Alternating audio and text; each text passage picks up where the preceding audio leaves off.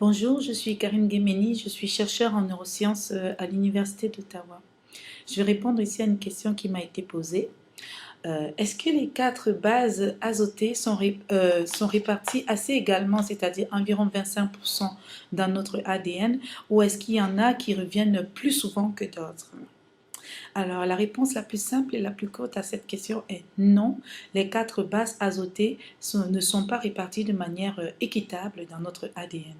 Eh bien, vous savez certainement que la molécule d'ADN est constituée d'éléments très simples qu'on appelle des nucléotides. Et chaque nucléotide contient un acide phosphorique, un glucose à 5 atomes de carbone et une base azotée.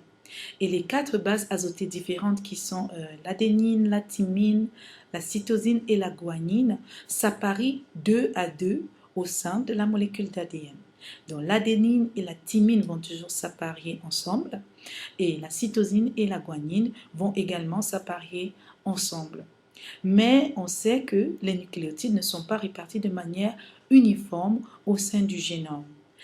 En effet, toutes les parties de notre ADN ne sont pas destinées à donner des protéines. Il y a des parties de notre ADN qui sont destinées à donner des protéines. On dit que cette partie de l'ADN est l'ADN codant. Et il y a des parties de notre ADN qui ne sont pas destinées à des protéines. Ce sont des parties non codantes qui jouent en fait un rôle régulateur ou un rôle d'organisation au sein de la cellule.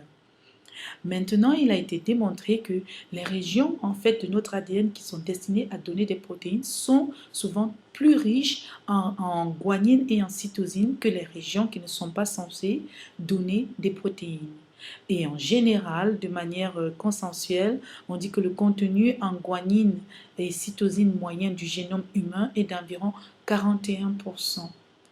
Même si on sait qu'il y a des variabilités, par exemple, il y aurait des régions de l'ADN qui auraient plutôt 33% de guanine, cytosine, et des régions de l'ADN qui auraient, par exemple, 59% de guanine, cytosine.